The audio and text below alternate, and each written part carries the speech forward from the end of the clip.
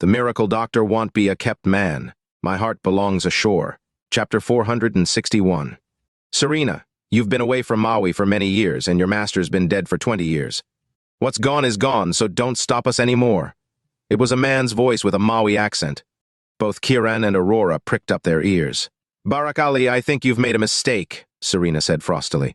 What mistake? Barak Ali's voice was cold and unfeeling. The dead should be respected, but now you're planning to ruthlessly dig up my master's body and seize the cemetery. Don't you think that's just outrageous? Serena, I'm calling you out of courtesy. Otherwise, we would have gone ahead with our plan without you knowing a thing. You do that. My master was the former Mawi saintess. Saintess? Barak scoffed. Fiona Sinfield fell in love with another man outside the tribe, died for him, and threw Mawi into crisis. Does she still deserve to be called a saintess? Aurora tensed up when she heard her aunt's name, but a tap on her abdomen rendered her mute. Barak, all the former saintesses' graves cannot be touched. If you insist on digging up my master's grave, I can only conclude that you're harboring some ulterior motive. You know, Serena, you've been away from Mawi for so many years. Strictly speaking, you're no longer one of us, so I advise you to leave. Let's end this matter here and pretend this conversation never happened. I won't leave. I'm going to bring this matter to the chieftain. If you don't give me a proper explanation, I'll never leave. You want to see the chieftain? Barak snorted. Yes, I won't let anyone touch my master's grave. You'll never get the chance. Are you going to attack me? Did you cast a spell on me? Serena demanded furiously. This is your last chance. If you don't give me an answer before tomorrow morning, I'll have to resort to unpleasant measures. After a pause, Barak continued, If those foolish Mawi people didn't still respect your master, I would have commenced the project on my own already. Barak cackled cruelly. Before Serena could finish, she collapsed. Kiran quickly hung up. He knew Serena had accidentally answered his call without knowing it. Serena was in danger, and that enraged him. He tapped Aurora's waist again. Regaining her freedom, she glanced at him in panic. Are they going to dig up my aunt's grave? Don't worry about that. I'll take care of it. Kiran's tone was calm yet full of murderous intent. What should we do? Aurora's eyes reddened in distress. After all, she was just a young girl. Her parents were in a coma, and her aunt's grave was about to be dug up. Without another word, Kiran slammed his foot on the gas pedal and sped toward Mawi's Clearwater cave. Right now, he was more worried about Serena's safety than anything. The car belted along the road. Suddenly, the glare of a dozen headlights appeared behind them, and the rumble of sports car engines echoed throughout the valley. Street racers? The road to Mawi was a narrow, winding mountain road with only one single lane. Fortunately, it was night and there were not many cars. Otherwise, no car would be able to pass, let alone race. As for the street racers behind him, he wondered if they even had brains. If they wanted to die so badly, they could have chosen another place. Ignoring them, he sped up and rushed to Clearwater Cave, anxious to rescue Serena. His car hurtled ahead at breakneck speed, but it only angered the drivers behind. They were racing in sports cars, while Kiran's car in front of them was just an off-road vehicle. However, this off-road vehicle was going faster than them, which aroused their competitive spirit and triggered them to accelerate further. They were locals and knew the road better than Kiran, who was merely relying on his reflexes. There were several times when he encountered dangerous tight turns, but fortunately, he managed to maneuver through them well. Out of nowhere, a bend of about 90 degrees appeared before him. In desperation, he stepped on the brakes and turned the wheel sharply, the inertia sending the rear of the car skidding in the opposite direction. The rear wheels were already hanging over the edge when the car barely stopped. With the slightest push, it would likely fall into the valley. Aurora was so frightened that she closed her eyes and covered her mouth. If she had been the one driving, she would have fallen off and died. Exhaling, Kiran started the car and moved forward again. Not long after, the cars behind arrived at that same bend. The two racers in front were so focused on chasing Kiran that they forgot about the bend in the road. When they wanted to slow down, it was already too late. The driver in the inner lane slammed on the brakes, causing the tires to lock up. But the car still skidded sideways and crashed into the car in the outer lane. The outer lane's car, also braking, was sliding outward due to the centrifugal force, but the hit from the other car sent it flying over the cliff. The man and woman inside the car screamed in terror, their screams fading into the distance. Finally, the car vanished into the valley below with no sound of impact reaching the top. The cars behind them slowed down, some stopping just in time to avoid a collision, and luckily, no other car went over the edge. A young man in his 20s got out of the first car in the inner lane. He was wearing a traditional Mawi costume, and the cold sweat on his face indicated that he had only just recovered from his shock. Stepping out of their cars one after another, the other drivers peered down into the darkness and said in a tight voice, "Mr. Qasim, Parvin is probably doomed." The veins on Qasim's forehead bulged and his face contorted with rage.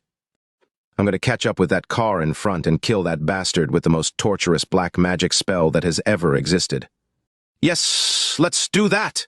his companions shouted in unison, eager to shift all the blame to Kiran. "Back to your cars. Let's talk about this when we get back." With that, Qasim returned to his car and continued his chase while calling for backup to intercept Kiran. Although there had been a slight delay, they carried on with their frenzied pursuit. Kiran could not care less about Qasim and the others behind him.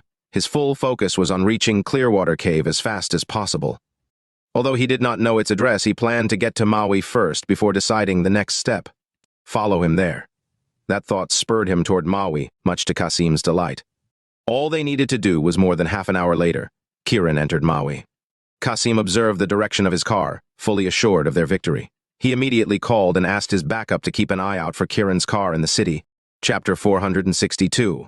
Mawi was a mountain city that bore similarities to many inland counties but was considered fairly thriving.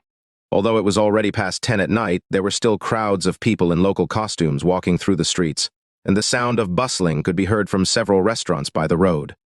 Just as Kiran's car slowed down, he saw 3 vehicles heading toward him.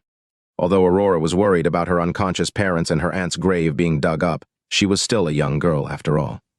The aroma of food roused her appetite, and her stomach gave an embarrassing growl. However, Kiran's attention was wholly on the 3 cars. He could tell they were here for him, so he did not move but stopped and waited for them to approach. His eyes were glacial, and he fought to control his anger. Soon, the 3 cars surrounded his car. Out stepped a burly man in short sleeves with tattooed arms and large earrings. At the sight of these people, Aurora immediately lost her appetite, and her pretty face turned pale with fright. She instinctively slipped her hand into her pocket to reach for her poison. "We're in Mawi, you know. Are you really going to challenge an expert using their own tricks?" Kiran smiled as calmly as he could. His question brought Aurora to her senses. She retracted her hand and glanced at him frantically. Then what should we do? Maybe we should just run. Just stay put and let me take care of it." Kiran opened the door and got out. "Hey!" Aurora shouted, wanting to remind him to look out for black magic, but he ignored her. Seeing that Kiran was a young man, the 3 drivers did not take him seriously. The man with earrings cracked his neck and eyed him derisively. "Boy, what did you do to piss Mr. Qasim Ali off?" "Mr. Qasim Ali?" Barak Ali. Kiran returned his gaze with interest. "Who's Mr. Qasim Ali?" "One of the guys you were racing against on the mountain road just now." The man's explanation was clear. "I wasn't racing," Kiran replied honestly. It was the truth. All he wanted was to get here as soon as possible. However, to the other man, he only sounded like he was denying out of cowardice or fear. "Pah!" The man spat on the ground. "You looked like a badass when you were racing, but now you're too scared to admit it." The expressions of the others were full of cruel mockery as well. "Admit it," Kiran sneered. "Don't you dare snicker at me," the man roared and threw a punch at Kiran's face. Kiran stood still, but just when the man's fist was about to hit, his hand shot up and grabbed it. Exerting force, he snapped the man's arm in one clean and ruthless move. "Arr!" The man let out a shrill scream and dropped to the ground, trembling, his face contorted in pain. The others were stunned at first before seeing red.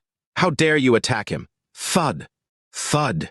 Before they could finish, Kiran's figure flashed before their eyes as he knocked them flat on their backs. His movements were quick and fierce without a hint of hesitation. Not only were his opponents dazed, but Aurora was also dumbfounded as she watched the scene unfold from the car. What was going on? Wasn't he afraid of causing trouble? Their scuffle immediately attracted a crowd of onlookers. When they saw that Kiran was not dressed in their local costume, they began pointing fingers and yelling at him. Kiran was unfazed. He intended to make a scene. In fact, it would be even better if the Mawi chieftain got involved, since Serena wanted to see them. He slid his cool gaze to the men on the ground. How did that feel? How did that feel? Everyone was shocked by his audacity to ask his victim such an arrogant question after having beaten them up. Lying on the ground, the man with earrings clutched his broken arm and shouted to the onlookers, "This insolent foreigner is causing trouble on our land and bullying us Mawi people." His words instantly stoked the people's fury, and they glared at Kiran with cold rage in their eyes. However, Kiran remained composed. He knelt and looked at the man. "You said I'm bullying Mawi people, right?" "Yes, you were the one who broke my arm and knocked them down." The man's gaze roved over the crowd. Look what he did to my arm. Kiran's domineering attitude and the man's furious accusation once again turned Kiran into the public's enemy. They stared daggers at him, their eyes blazing with hatred as if itching to kill him themselves. Smack, smack. Without warning, Kiran raised his hand and slapped the man twice. Ah! The man screeched and stared at him in alarm and murderous rage. That guy's belittling us. Someone in the crowd finally cried out, unable to stand Kiran's condescending attitude anymore. Kiran, stop making trouble! Aurora scrambled out of the car and grabbed his arm. However, Kiran only looked at the incandescent crowd calmly. You think I'm bullying you Mawi people, right? Duh. The man with earrings snarled, blood trickling from the corner of his mouth. Some of the watching youths were already eager to gang up on Kiran. He regarded the people with quiet contempt. So, when a foreigner beats up one of you, that's considered bullying? Yes. The earring man was bent on arousing public anger and inciting everyone to tear into Kiran. Kiran was vastly outnumbered. No matter how strong he was, he could not possibly defeat all of them. Moreover, there were people among them who were capable of wielding black magic. Sure enough, everyone whirled on Kiran with icy fire in their eyes and ominous expressions on their faces. Bam! Kiran lifted his leg and kicked the man with earrings. Gah! Thrown off guard, the man let out an agonized shriek. You've gone too far. Unable to rein in their wrath anymore, the spectators made to charge Kiran. Too far? Kiran curled his lip, his gaze sweeping across the crowd. Aren't you the ones who've gone too far for wanting to dig up Saintess Fiona Sinfield's grave? If you Mawi people can turn on each other, what gives you the right to stop foreigners from attacking you? Don't act like you're so heroic or united, you're just a bunch of scum. Kiran's haughty taunts fueled the crowd's fury, but some regained their composure. What did you say? Who is trying to dig Fiona Sinfield's grave? An onlooker demanded. Yeah, who did you hear that from? The rest hissed at Kiran. Kiran's eyes glinted smugly. Aurora finally understood his intention. He was doing this to locate Serena. It's Barak Ali, Kiran announced firmly. Chapter 463. Barak Ali. Which Barak Ali? Mawi's richest man, Barak Ali. The crowd broke out into confused chatter. Kiran had no idea who Barak Ali was either. He raised his foot and kicked the earring man on the ground again. Ow, the man howled. Weren't you sent by someone called Qasim Ali? Tell him to come here, Kiran mocked. Qasim Ali?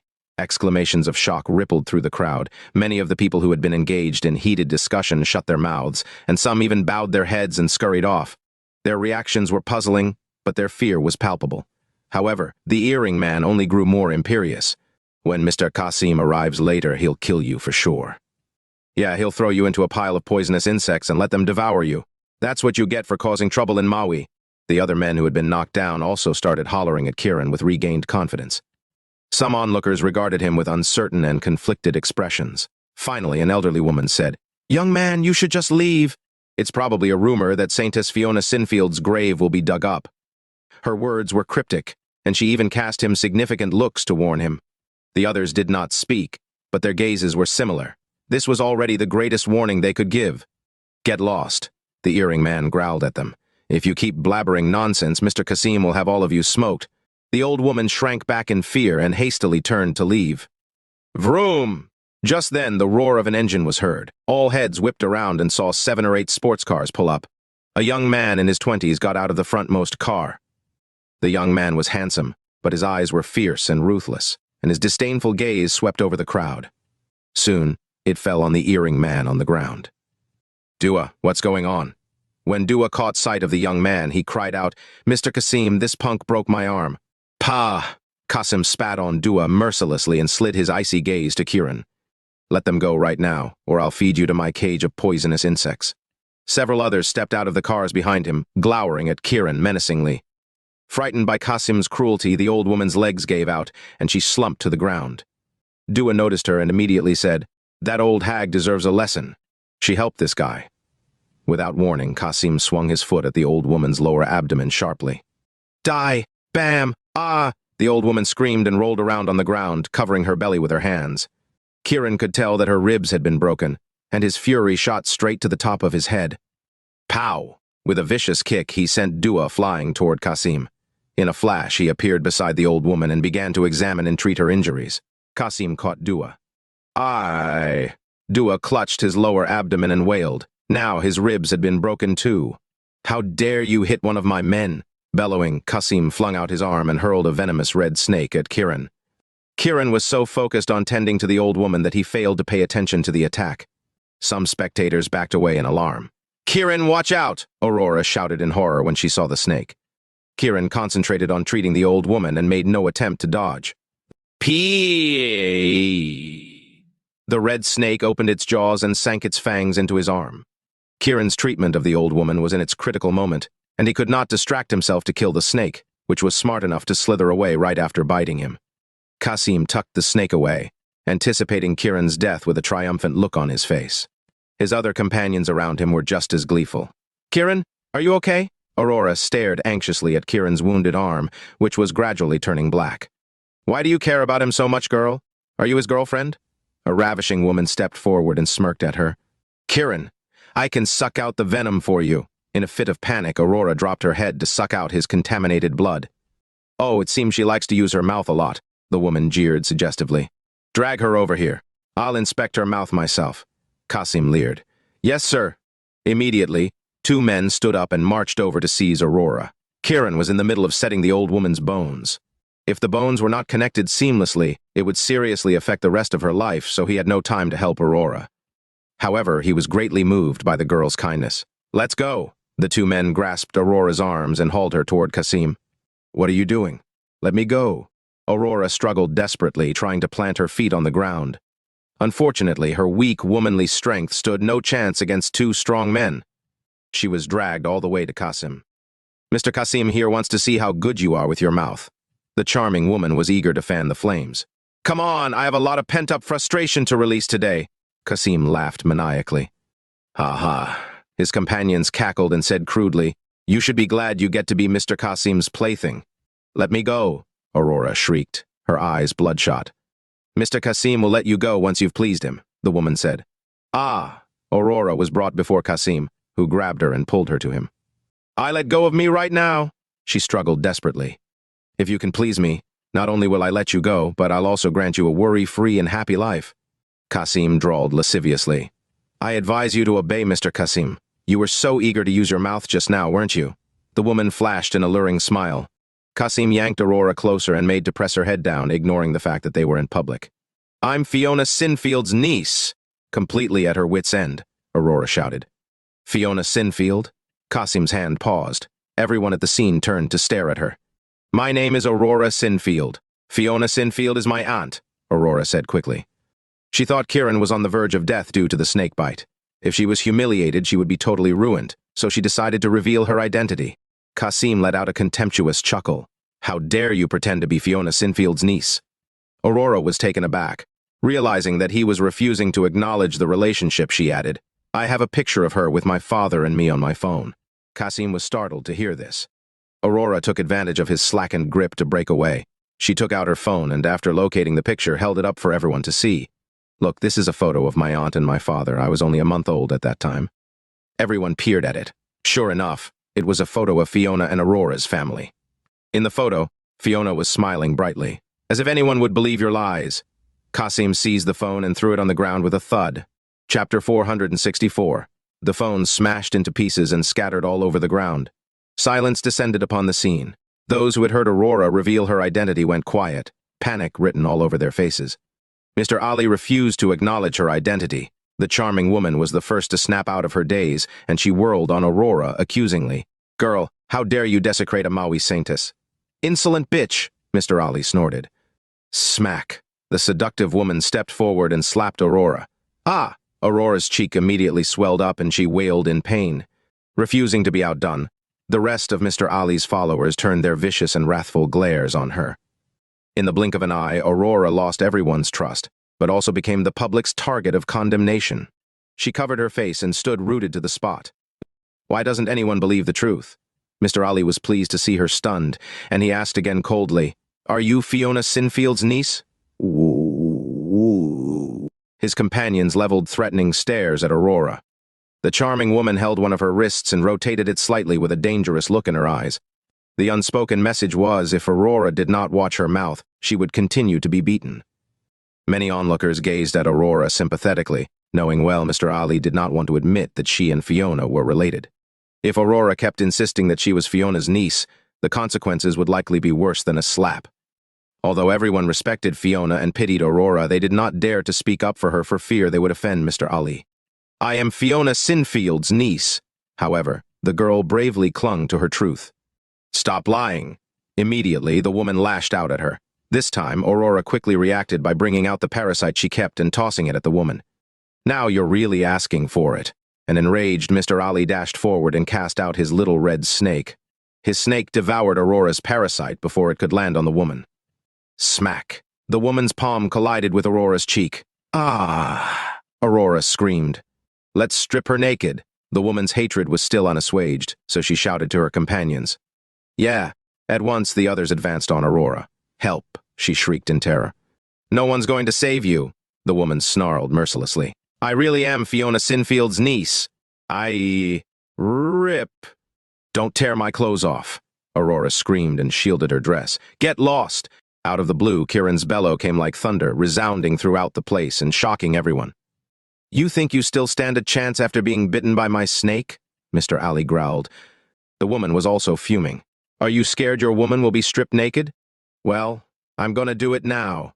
With that, she charged at Aurora. Kiran moved at the same time, but faster. Like a bolt of lightning, he appeared behind the woman. Before she could react in time, he swept a hand across her body. With a loud rip, her clothes split apart from top to bottom and fluttered to the ground. "Ah!" Screeching, she tried to gather her clothes and escape. However, Kiran grabbed a fistful of her hair and dragged her over to Aurora. Her companions, who had been rushing at Aurora, stopped in their tracks, their eyes wide with alarm. "Give her 4 slaps, Kiran said to Aurora. 4 slaps? Twice as much. Aurora thought she was dreaming. "Ah!" Seething with humiliation, the woman hissed. "Bastard, you've been bitten by Mr. Ali's snake, so you're going to die today. You!" Smack! Kiran raised his hand and slapped her twice. "Gah!" The woman's shriek interrupted her words. The impact sent her body flying backward, and blood spurted into the air from her mouth. Everyone at the scene was staggered. Kiran was as callous as the god of death. He calmly walked up to another one of Mr. Al's female companions, who was about the same height as Aurora. The woman trembled in fright and began to back away. "Take off your dress and give it to me," he ordered. "Huh?" she exclaimed. Bang! The woman crashed to the ground. "Ah!" She let out a shrill scream. Her beautiful plastic face was now severely distorted, and even her nose was crooked. Scared out of her wits, she immediately started to take off her dress without a word and handed it to Kiran obediently. Kiran passed it to Aurora. "Put it on." The dress was like a lifesaver to Aurora, who had been embarrassed because of her torn clothes, and she slipped it on quickly. However, her eyes were fixed on Kiran's arm, full of concern for his condition. It was a venomous snake, after all. "Brat, you'd better kneel and beg for mercy right now. Otherwise, when the venom takes effect, you'll be begging for a swift death instead." Mr. Ali was infuriated by Kiran's intervention. "Kneel and beg for mercy?" Snickering, Kiran started toward him. Instead of being intimidated by Kiran, Mr. Ali responded with greater arrogance by taking out the little red snake and waving it at him.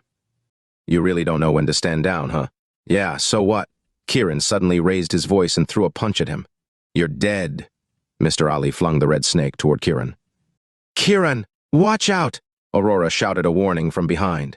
Kiran calmly reached out and caught the snake, then, with a flick of his wrist, hurled it to the ground with a splat. The agile reptile instantly turned into pulp, unable to twitch another muscle. "Huh?" Mr. Ali and the others were stupefied. However, the sight of Kiran's blackened arm restored Mr. Ali's confidence. "Punk, the venom has penetrated deep into your body. You're doomed." "Doomed?" Sneering again, Kiran shook his arm and released a burst of internal force. A silver needle appeared in his other hand. It pierced his skin, producing a spurt of black blood, and his blackened, foul-smelling arm began to return to its original color before everyone's eye. Mr. Ali and the others were dumbfounded. "Who are you?" Finally realizing that he had encountered someone formidable, Mr. Ali stared at Kiran in fear and apprehension. "Someone who's here to kill you and carry out God's will." Kiran's voice was glacial as he advanced toward him. If you lay a finger on me, you're dead." Mr. Ali tried to maintain a brave front. "Reason being? Barak Ali is my dad," Mr. Ali declared boldly. Smack. Kiran sent him spinning with a slap. "Your dad can suck my dick." Chapter. Thump. Qasim crashed heavily to the ground. "Party!" He spat out 2 mouthfuls of blood. However, he was strong enough to immediately sit up and roared at Kiran, "How dare you hit me?" Boof! Kiran kicked him in the abdomen, and the crisp sound of bones cracking was instantly heard. "Aye!" Qasim screeched like a pig being slaughtered. In the dark night, his sudden scream made many people jump in fright. "Your dad can suck my dick." When Kiran had said that, many thought he was only bragging or insulting Qasim. Now, however, everyone believed him. Regardless of the circumstances, Kiran was not afraid of Qasim. The son of the richest man in Mawi had been beaten to a pulp. Kiran had full reason to say Barak Ali could suck it. He regarded Qasim condescendingly. "Call your dad here. If he doesn't show up within half an hour, he'll have to collect his son's dead body." Ignoring everyone's shock, he placed his hands behind his back nonchalantly, turning a blind eye to Qasim's agony. Qasim's face was white with pain as he rolled around on the ground. His facial features were twisted, but he managed to grit out, "Punk, you're going to pay for this." At that moment, the ravishing woman scrambled to her feet and ran a hand over her face. The sensation was uncomfortable, so she quickly took out her phone to check her reflection, only to see her face distorted and unsightly. "Oh my God." She whirled around to face Kiran.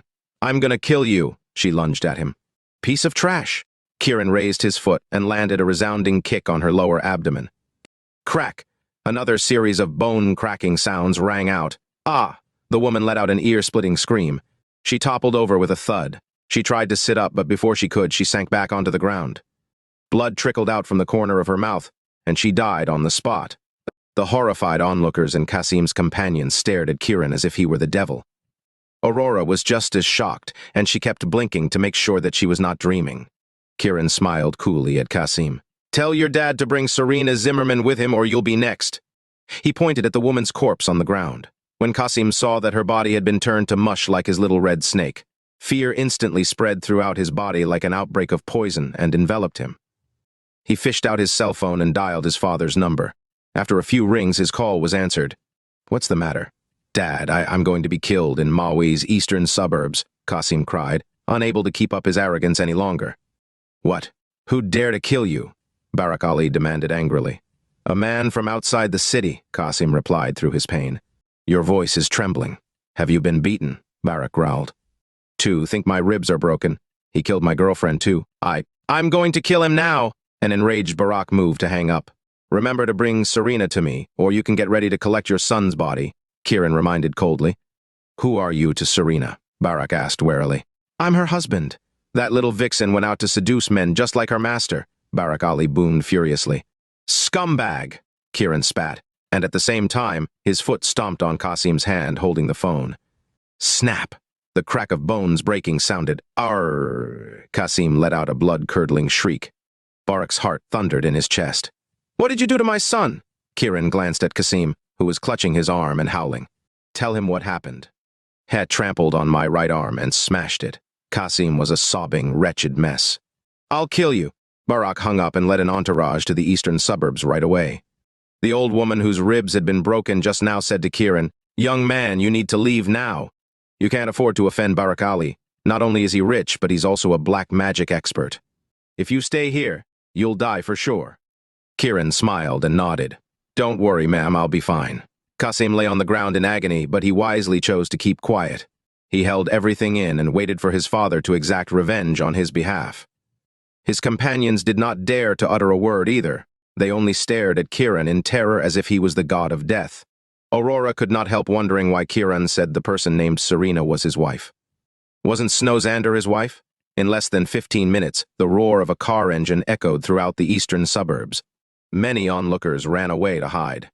They secretly watched from a safe distance, curious to find out what would happen to Kiran. Kiran merely looked calmly in the direction of the vehicle, his face as tranquil as a lake. Qasim's heart soared with anticipation and hope. "Oh!" The engine's rumble drew nearer, and a Land Rover skidded to a stop before them. The car had barely stopped when a tall, burly man with a brutal, menacing face got out of the passenger seat. His gaze immediately fell on Qasim. "Qasim!" he shouted and ran over. "Dad!" At the sight of his father, Qasim wailed and writhed in a desperate attempt to stand up. "Party!" Due to his movements, the broken ribs poked further into his body, worsening his injury, and he could not help but spurt out 2 mouthfuls of blood. Barak's heart ached so much that he felt he was going to die, and his rage boiled over. "Punk, you're really asking for death." Where's Serena? When Kiran did not see Serena, he demanded in a low voice. I made her my plaything, Barak snarled. Bang! Kiran raised his leg and kicked Qasim directly on the head. Ah! Qasim's scream stopped abruptly. When Barak looked, his eyes almost bulged out of their sockets, for Kiran's kick had detached Qasim's head from his body. You killed my son? If you don't let me see Serena, you'll be the next to die, Kiran said icily. Ah. Distressed by his son's death, Barak let out an anguished cry. With an upward sweep of his arms, a myriad of poisons shot toward Kiran. Are petty tricks all you've got? Kiran scoffed fearlessly. I'll feed you to my cage of poisonous insects. Eyes blazing with fury and indignation, Barak waved his fist and lashed out at him. Kiran snickered. Instead of retreating, he ran at Barak and raised his hand to attack him. Chapter 466. The faces of the onlookers were a mix of shock, nervousness, and sympathy. Not only was Barak the richest man in Mawi, but he was also one of the top 10 most skilled black magic masters. Kiran should have been dodging him, but he attacked him head-on instead. Did he have a death wish? Young man, you better get out of the way right now or else you'll actually die. The injured old lady could not bear it anymore, so she warned Kiran. I will make you die a miserable death for killing my son. The crowd's shouting made him even more confident about killing Kiran. He straightened his back proudly and swung his hand at Kiran.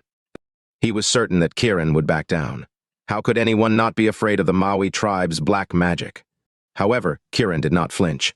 Instead, he bravely raised his hand to hit him in the face. Barak was in disbelief. Kiran showed no signs of poisoning. Barak quickly stepped back to avoid his attack, but he still got hit in the face. Ah! Barak let out an agonized cry. Tui! He spat out a mouthful of blood and a couple of teeth. Barak held his pained face and gaped at Kiran. Many people could not help but cover their mouths in shock. Barak was a master of black magic in the Mawi tribe. Not only did his opponent show no traces of fear when facing his poison, but he even slapped Barak across the face. It was even more humiliating than getting killed. Kiran's actions struck everyone with disbelief. Bastard, are you not afraid of black magic? Barak yelled angrily, shooting flames from his eyes. Can't you see for yourself? Kiran mocked while looking at him with ridicule. Beep beep! At that moment Barak's phone rang, so he hastily took it out. When he saw who called, his face instantly lit up with joy. He looked at Kiran and said, Since you have the nerve, let me answer a call so I can have someone come and get rid of you. Kiran was unfazed. Sure! Barak quickly answered, Senior, are you here? I'm here. Did you send someone to get me? The other person asked. My son was killed in the eastern suburbs of Mawi, and I'm dealing with it right now. Who dared to kill your son? Some young fellow. To hell with him. I'll be there soon. The other person yelled angrily and hung up. Barak was much more at ease now. He looked at Kiran and sneered, Just you wait, kid. My senior will be here soon. Let's see what he'll do to you. Fine. Kiran had nothing else to say. He just wanted to make the situation worse so he could lure out the chieftain and possibly even uncover the secrets of the Mawi tribe. He just waited patiently. Barak was filled with rage for not being able to avenge his son, especially after seeing his son's dead body. He was so humiliated it felt like a stab to his heart. However, he held it in. His black magic was no match for Kiran, so he had to be patient. The people watching could not make heads or tails of the situation. Barak used to be formidable in their eyes. They did not expect him to be fearful of Kiran. 15 minutes later, there was a sudden commotion, and a tall, murderous-looking man arrived. Kiran did not even turn to face him. When Barak saw him, it was like a beacon of hope. Senior, you must avenge my son. Wah! Barak cried bitterly in anger and despair. Who dares to kill my nephew, Qasim? The man growled murderously. Is that Maxwell? Wasn't he the Mawi tribe's #1 black magic expert? The injured old lady murmured. Ha ha! Maxwell was pleased to be recognized, so he laughed. I didn't think that after so many years people would still remember me. When his eyes fell upon Kiran, he said, Boy, you better come over here and pay for my nephew's life. Otherwise, your entire family will die.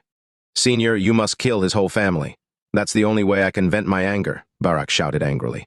Boy, did you not hear me? Maxwell raised his voice. Kid, you should run. Maxwell's black magic is very powerful. He's several times more powerful than Barak, the old woman warned him nervously. Aurora ran over and took Kiran's hand. Run. Don't. Is it because you don't want me to kill people? Kiran looked at Aurora. His voice was gentle with a hint of teasing. Maxwell was laughing heartily until he heard Kiran's voice. He shivered. That voice sounded so familiar. Barak did not notice the change in his expression. The fact that Kiran was unafraid and wanted to kill people made him even angrier.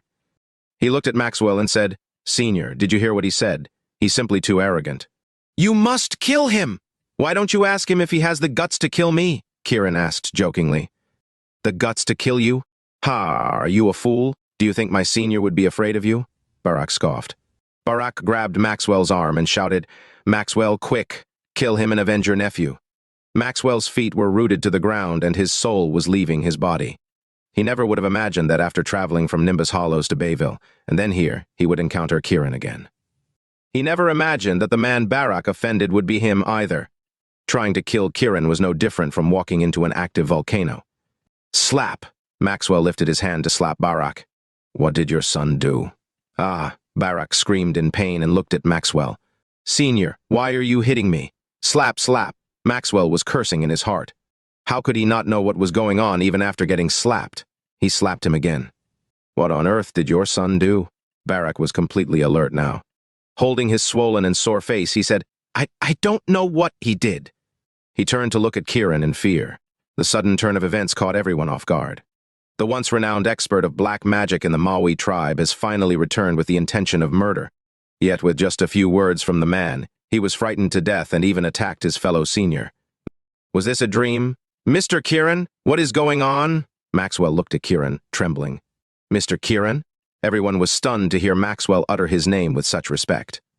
Aurora, who was holding Kiran's arm, trembled and looked at Kiran like she was looking at the god of terror. Everyone in Bayville knew who he was. Domineering, fierce, merciless. From what she heard, he was a murderous maniac. She never would have thought that the handsome, honest-looking man in front of her was him. "Ask your junior," Kiran said.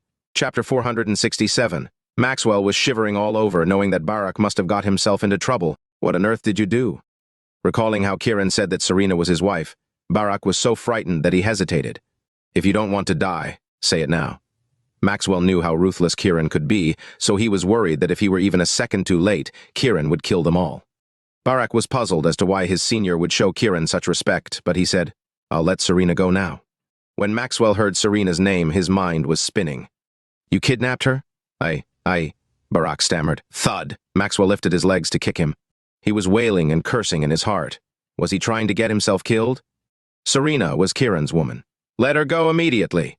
Barak felt embarrassed and aggrieved after being kicked like that, especially when his son's body was lying there.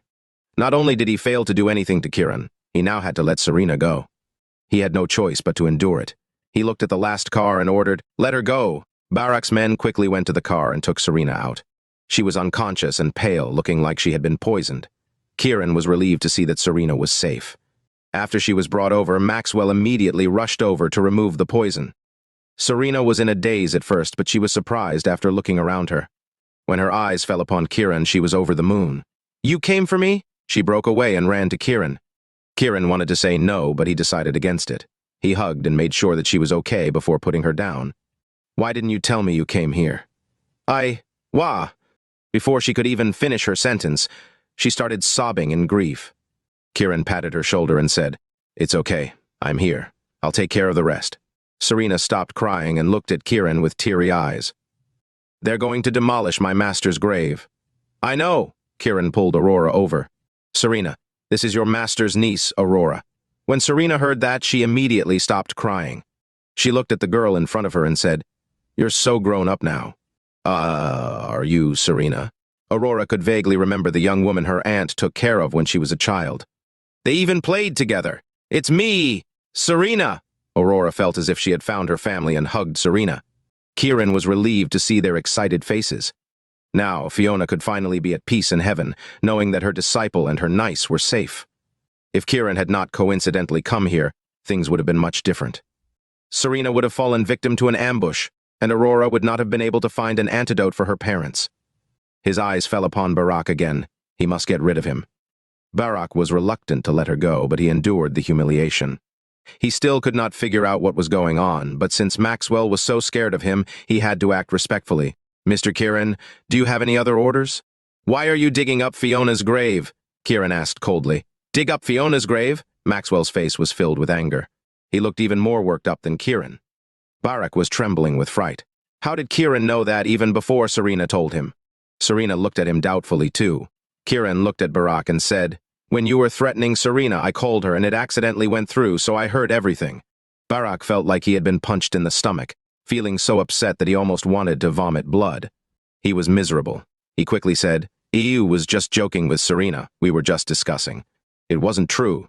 Do you take me for a child or a fool?" Kiran raised his voice. "I don't. How could I? Go to hell," Barak said suddenly and raised his hands, releasing a stream of poisonous powder at Kiran and the others. He immediately turned and ran away. "Damn you, Barak," Maxwell growled and chased after him. "Maxwell, forget it," Kiran shouted. Maxwell immediately stopped in his tracks. "Mr. Kiran, I really didn't know about this." "Take me to Barak's house," Kiran said to Maxwell. "Yes, sir," Maxwell responded. Kiran took Serena and Aurora into the car. Maxwell got into one of Barak's cars and led the way. Nobody cared about Qasim's body. Kiran and Maxwell went to Barak's home. Hiding in the dark, Barak saw Kiran and the others leaving. When he heard that he was going to his home, he was furious. He never imagined himself to be in this position. "Maxwell, you traitor. How could you help Kiran?" Furious, Barak made a call. After it got through, he said politely, "My plan has failed. Some guy named Kiran came to Mawi and ruined my plan. They're going to my house now, so you all better run." After the other party replied, Barak hung up and disappeared into the dark. He did not even bother about Qasim's body. Maxwell led the way, and soon they came to a suburb at the foot of a mountain. They looked up and saw several villas with tall walls around them, like palaces. "This is Barak's home, also the home of the richest man in Mawi," Serena said to Kiran. "He sure knows how to enjoy life," Kiran sneered. "Over the years, Barak has been buying special products in Mawi for cheap and selling them at high prices, so he made a lot of profit. He even made a lot of dirty money." Serena paused before continuing. "Not only is that man greedy, but he's also ruthless. Every penny of his is tainted with blood." Kiran's eyes were cold. Qasim's death was well-deserved. Serena nodded. Maxwell had already exited the car, but instead of walking toward Kiran, he quickly ran inside. Kiran was stunned, so he quickly followed. A few steps in, and he could smell the strong stench of blood. "Are many people dead?" Kiran then turned to Serena, who was following him, and said, "Stay in the car with Aurora and don't move." Serena quickly returned to the car. "Damn it," Maxwell yelled angrily inside. Kiran rushed in and saw a dozen corpses on the ground, including men, women, the elderly, and the young. It was a ghastly sight. Kiran was shocked when he saw that all of them had been cut in the throat. "They were killed by ninjas," Maxwell said angrily. Chapter 468. Ninjas? When Kiran heard that word, his eyes betrayed emotions of anger. He thought of what he saw in Mystic Mountain. It seemed like foreign forces were involved in Power Hub Investment Group. "Mr. Kiran, what should we do?" Maxwell asked Kiran. "We find them and kill them." Kiran went straight to the point. His voice was as cold as ice. Maxwell nodded and said angrily, "Anyone who offends Dragonsland will be punished, no matter what." Kiran looked at him in surprise. Maxwell looked determined. "Mr. Kiran, there are many scums in Imperial Dragon, and I'm not a good person either. I've done many bad things, but Imperial Dragon will never allow outsiders to invade Dragonsland. All foreign enemies who dare come must die." Kiran did not say a word, but his impression of Maxwell started to change. He originally thought that he deserved to die, but with those words he decided to spare him. Kiran stood there, looking around him, trying to sense the ninja's presence. Suddenly, the corpses on the ground started moving. "Oh no, they're under the zombie spell," Maxwell shouted. Kiran saw that all the corpses were standing up. All of them had their eyes closed and their bodies were covered in blood. Their skin had become frighteningly pale after losing so much blood. They stood there, looking like ferocious beasts searching for prey. Finally, their eyes fell upon Kiran and Maxwell. Maxwell looked uneasy. The zombie spell was one of the Mawi tribe's forbidden spells. Its poison could eat people's brains, turning them into unconscious robots. After completely losing their sanity, all they wanted was to eat their target. The zombie spell was forbidden in the Mawi tribe, so even Maxwell could not use it. He did not expect to see it here. As someone who grew up in the Mawi tribe, Maxwell's eyes showed fear and wariness. "Can you handle it?" Kiran suddenly asked Maxwell. Maxwell wiped the cold sweat from his forehead and said, "Mr. Kiran, it's going to be difficult. If you can't handle it, what will you choose to do?" Kiran asked again. Maxwell did not understand what he was getting at, so he stood there as if in deep thought. Kiran did not ask any further questions. "Even if I get eaten by them, I'll try my best to kill as many as I can." Maxwell clenched his fists, looking determined. "Why?" Kiran asked. I'm part of the Mawi tribe. I won't let such poison harm my people. Maxwell straightened his back with determined eyes. Kiran was surprised. He smiled faintly and nodded. Maxwell, after we're done with this, leave Imperial Dragon. Maxwell froze. Mr. Kiran, what? Will you stay in Mawi and guard Fiona's grave? Kiran asked. Guard her grave? Maxwell's eyes were turning red. He loved Fiona, but he failed to get her in the end. Liking Zara felt like a dream, too. His many years in Imperial Dragon were just like a repetition and entanglement of dreams. This was his home. He had been away for half his life, but now that he was back, he was still the same young man. If he could guard Fiona's grave, he would feel like a young man again. I'll do it. Maxwell felt as if he had found his purpose. Go then. Kiran suddenly raised his hand. Maxwell felt his tall figure being driven out by a hurricane. He looked at Kiran in surprise, but he saw that Kiran was already staring calmly at the zombies coming his way. Good luck. Barak will pay with his life. After that, Kiran suddenly clapped his hands, and a wave of energy hit the corpse in front of him. There was a loud bang, like a dynamite exploding, and the corpses in front of him shattered into pieces. Standing outside, Maxwell was completely stunned. Such power. Kiran was not even the slightest bit happy to see the shattered corpse because the moment it broke into pieces. He saw a dark energy being sucked away instantly. He squinted and attacked another mind-controlled corpse. There was another loud bang, and when the body shattered, the dark energy disappeared again. Absorbing dark energy? While surprised, Kiran was angry too. Killing people was cruel enough, let alone controlling a dead person with the zombie spell that ate away at their brains, turning them into killing machines. Now, they even wanted to take away their dark energy. What were they trying to do? He looked toward the direction where the dark energy went, which led to the center of Barak's villa. At that moment, Kiran realized that Barak's house was designed for the collection of dark energy. The center of the villa was where the dark energy was collected. A rich man usually focused on light energy to bring luck into his home, but Barak's home used dark energy instead. Did he get rich by killing people? There was no way. Kiran's attacks got slower as he wanted to find out what was going on. Those mind-controlled corpses got closer and closer to him, like a pack of wolves surrounding a tiger. But could this tiger withstand the attack of these wolves? Mr. Kiran, watch out! Maxwell shouted. Quick, protect Serena and the others. Kiran immediately came to his senses and jumped out from the siege of corpses, running toward the car outside. Maxwell followed too, but they found Serena and Aurora gone. Mr. Kiran, it's all my fault! Maxwell was afraid that Kiran would blame him, so he blamed himself first. Kiran shook his head. I don't blame you! He quickly turned around and headed into the yard. It turned out that those corpses did not chase after him at all. Instead, they were walking toward the villa in the center, where there seemed to be a mysterious power calling out to them. How cunning! He knew he had been deceived. The zombie spell was just a distraction for them to capture Serena and Aurora. Now the corpses were entering the most dangerous place, the villa. Damn it! Kiran was furious. With a wave of his hand, a powerful wave of energy attacked the villa. He wanted to destroy the villa and the dark energy formation before him. Bang! Kiran's energy struck the villa, and it shook violently. Countless glass fragments began to fly as if the place had been bombed. The formation designed to gather dark energy was starting to break. Kiran wanted to go over there to complete the job when, boom, an earth-shattering explosion came from the villa. The entire villa exploded from the ground up, and an overwhelming blast rolled toward Kiran and Maxwell. Chapter 469. Kiran suddenly took a deep breath, and his body abruptly stopped as if slamming the brakes of a car. At the same time, he reached out his left hand, sending a force toward the explosion waves, resisting them. His right hand also reached out to stop Maxwell. Maxwell was rushing forward at full speed when the explosion came, and it was too late for him to stop. He thought he was going to die, but to his surprise, Kiran saved him. Kiran's force stopped him and sent him flying backward. Although Kiran could only momentarily block the explosion waves, it bought them some time to retreat. When they were finally far enough that they were out of danger, Maxwell looked at Kiran with gratitude. If it were not for Kiran, he would have died by now. Thank you, Mr. Kiran. Kiran merely shrugged and looked at the villa going up in flames. The mind-controlled corpses showed no signs of fear as they continued walking toward the villa as if walking into a trap, waiting to die. Maxwell clenched his fists and looked at Kiran. Mr. Kiran, what should we do? Let's deal with this place first. Kiran gazed intently at the bonfire as if he were waiting for a treasure to appear. Once these corpses go in, they'll all be burned, so they won't be a threat anymore. Maxwell could not see the absorption of dark energy, so he thought that it was a good thing.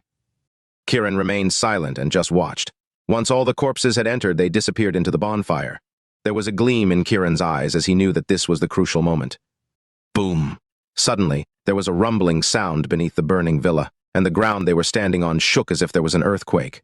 An earthquake? Maxwell quickly asked. He was puzzled when he saw Kiran standing there, unfazed. Bang, bang, bang. The burning villa erupted like fireworks, emitting intense explosions, and little balls of flame were flying in all directions. Whoosh! Suddenly, a shadow emerged from the fire. Maxwell felt his vision go blurry, and then his face was filled with shock. What's that? Kiran had already stepped forward. The thing that emerged made chirping sounds when it saw Kiran and started flying toward him. Bang! The two collided before separating at the same time, both landing steadily on the ground. That black thing was covered in black fur and looked like a black chimpanzee. However, unlike a chimpanzee, it had a human face and human eyes. What kind of monster is that? Maxwell grew up in Mawi. He was aware that there were many weird things here, so he could not help but be curious. It's an evil spirit resurrected from the dead. Kiran stared at the black-haired monster. Evil spirit. Can they come out in broad daylight? Maxwell looked at the sky. Isn't it right there? Kiran pointed at the black-haired monster. What is Barak doing? Maxwell said angrily. The black-haired monster has probably been here for many years, so it's not Barak's doing. Barak somehow just sped things up, said Kiran. What are we going to do? Maxwell wanted to know if Kiran could kill it. Who cares what it is? It must die. Kiran exuded his domineering aura. Sensing Kiran's murderous intentions, the black-haired monster became even more vigilant and angry. It began howling and leaped toward Kiran to attack. Kiran still did not dodge it. With a loud bang, the two collided again. Kiran felt a cold and dark energy entering his body. It was even colder than the energy on Yvonne's body. Kiran could not help but frown. He did not expect this black-haired monster to be this strong. Intrigued, he attacked it again. Unlike someone with common sense, the black-haired monster's attacks were simple and crude. Hence, Kiran's returned his attacks the same way. Bang! Bang! Bang! Their two collided again, making a crisp sound in the air like metal hitting each other. The initial ease of the black-haired monster disappeared, and it was starting to get nervous. It stared at Kiran and suddenly started to speak in a strange language. Unable to understand a word, Kiran was about to attack him again until Maxwell stood beside him and said, I think he's speaking Solaris. You understand?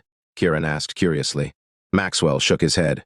I don't understand, but I've heard it before. Kiran nodded, but he could not help but wonder why Maxwell was blushing. Little did he know it was because Maxwell had seen adult movies from Solara.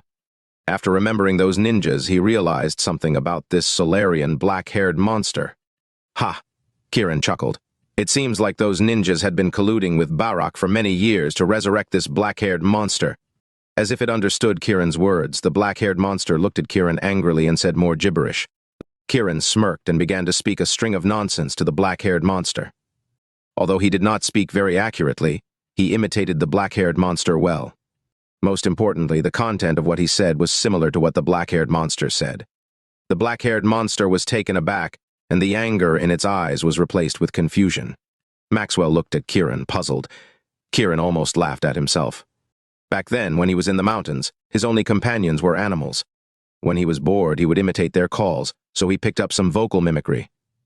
He never thought that one day he would use it against this monster. Although the black-haired monster was confused, it seemed less hostile toward Kiran, as if it was relieved. Then, it shouted toward the villa where Barak lived. It shouted 3 times in a row. After its 3 shouts, the originally quiet mountain made a sound, and black shadows appeared. Among these black shadows, 2 of them were holding Serena and Aurora. As soon as they showed up, they were surprised to see Kiran. Some were already assuming a defensive posture. Kiran did not let them down. He got ready to attack and leaped like a bolt of lightning, landing next to the black shadow holding Aurora. The black-clothed ninja was fast. He swung his hand and launched an attack, but Kiran did not dodge. He quickly grabbed his neck, and with a crack, he snapped the ninja's neck, killing him on the spot. Kiran pulled Aurora over to him and turned around to face the ninja holding Serena. However, the ninja was already swinging his blade at him. Chapter 470. After getting kidnapped, Serena's body was weak. The ninja holding her hostage was stunned as he watched her slip out of his grip. He thought that it was an easy kill, but Kiran managed to evade his attack. Trembling in shock, the ninja's knife stopped midway as he lost his target, so he quickly withdrew his hand. In the next moment, Kiran was already beside him. He suddenly threw a punch at him, sending his brains flying. At the same time, he pulled Serena back. Serena pressed herself into Kiran's embrace, hugging him tightly. Kiran leaped back to where Maxwell was. Seeing Kiran rescue them so effortlessly shocked Maxwell, but he was relieved that he was no longer enemies with him, or he would have ended up the same as them. After confirming that the black-haired monster was from Solara, Kiran purposely babbled nonsense to it so that it would call the ninjas out. He knew that Serena and Aurora were kidnapped by the ninjas. If he went to them himself, he would be put at a disadvantage as the girls were in their hands after all. Unexpectedly, he managed to rescue them by tricking the monster. He was finally at ease. With a piercing gaze, he looked at the remaining dozen or so ninjas. The ninjas were humiliated and angry as they drew their blades ready to attack. The black-haired monster knew that Kiran was an enemy by now, so it gazed at him angrily and spurted more nonsense before attacking him once again. "Die!" Kiran shouted. He pierced his right index finger with a silver needle, and a stream of blood spurted out. He made a gesture in the air, drawing an evil-repelling talisman. When the monster saw the talisman, it hurriedly avoided it. The ninjas quickly rushed forward to protect the monster while attacking Kiran. Kiran lifted his hand and shot needles at the ninjas. They all fell unconscious before they could even get close to Kiran. The remaining ninjas were in chaos, not knowing what to do. "Blah!" The black-haired monster shouted a few times and rushed at Kiran again. "Mr. Shimada," a ninja shouted in panic. Bam! Instead of using the evil-repelling talisman, he punched Shimada and sent more needles flying. He successfully knocked out the remaining 4 ninjas, but their injuries were not fatal. Seeing Kiran subdue his men one after another, Shimada was furious. His black hairs standing on end, he began wildly clawing at the air, wanting to tear Kiran apart. Kiran suddenly flicked his right index finger, sending a drop of blood toward Shimada. Shimada tried to dodge, but he was a step too late, and the drop of blood landed on his right arm, making a sizzling sound as it was burning through him. "Ah!" Shimada let out a painful cry. He quickly retreated, covering up the hole in his arm. His eyes were glowing blue as he looked at Kiran in fear and anger. Kiran looked at his wound in surprise as it miraculously started to heal itself. "Is it a monster?" Maxwell asked. "Is it Spider-Man?" the innocent Aurora guessed. "Kiran, he was resurrected by dark energy, so we need enough light energy to kill him," Serena warned. "Enough light energy? I'm going to smash him to pieces," Kiran scoffed. Kiran roared fiercely, and with both his hands raised high, he unleashed a powerful attack against the black-haired monster. Naturally, the monster refused to surrender, so it immediately swung its hands to counter his attack. Bang! Bang! Bang! A series of attacks sounded in the air. Soon, the monster realized that its attacks were futile against Kiran. It was like scratching an itch through leather boots, utterly useless. "Blah, blah," the black-haired monster shouted twice and turned to escape. Kiran quickly caught up with him, striking 5 fingers into the monster's head. Crack! Sounding as crisp as stepping on thin ice, the monster's body shattered into countless pieces.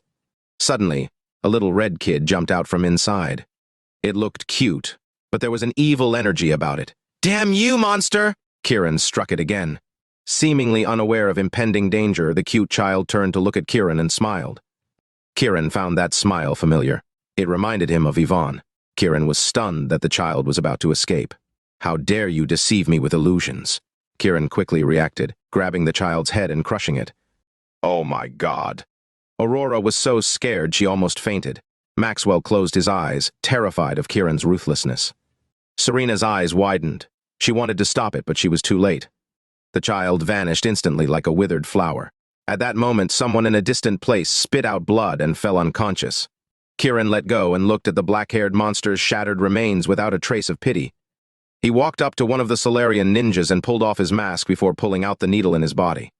"Ah!" the ninja screamed and opened his eyes. When the ninja saw Kiran, he tried to defend himself, but Kiran had already grabbed his neck. "Who are you people?" "Blah, blah, blah," the other person said in a single breath. "Speak Dragonese," Kiran growled. The person continued blabbering, pretending not to understand him. Snap! Kiran snapped his neck right away. What a waste of time. The ninja's eyes were about to pop out his head as he died with his eyes open. He was going to pretend not to understand Dragonese to deceive Kiran, but he did not expect him to kill him just like that. Kiran walked up to another ninja and pulled out the silver needle. The ninja immediately woke up and was about to make a move, but Kiran had already pulled the mask off. This time, it was a girl. The woman had a small face and sandy skin. She was not very fair, but her crescent-shaped eyebrows and straight nose bridge made her look beautiful. Her monolid and upturned eyes made her look even more charming. If they were not in this position right now, no one would believe that she was a ninja. They would just think that she was a gorgeous woman. The female ninja looked at Kiran in fear. "Did you kill Mr. Shimada? You're much smarter than that ninja. I asked him to speak Dragonese, but he didn't, so I killed him." Kiran pointed at the dead ninja. "Gasp!" the female ninja exclaimed. Her energetic eyes were now filled with nervousness, and her soft red lips parted, revealing her straight and crystal white teeth. There was an elegant aura about her that was nothing like a ninja. Kiran patted her cheek and teased, "Looking at you, I bet you don't even dare to kill. I can tell that you're unqualified at first glance. Do you want to confess voluntarily?" The female ninja's face reddened, but she shook her head. "I won't confess anything. You better think it over." Kiran ignored her and went to the next ninja. After being awakened, the ninja was about to attack before he was subdued by Kiran. "What is your purpose for coming here?" Kiran asked coldly. "Fuck you!" the ninja cursed angrily. Crack! Kiran did not even give him the chance to speak more before strangling him to death. The female ninja was trembling all over in fear. She closed her eyes, looking very afraid. Kiran looked at Maxwell and said, "Gather the rest. I don't want to waste any more time."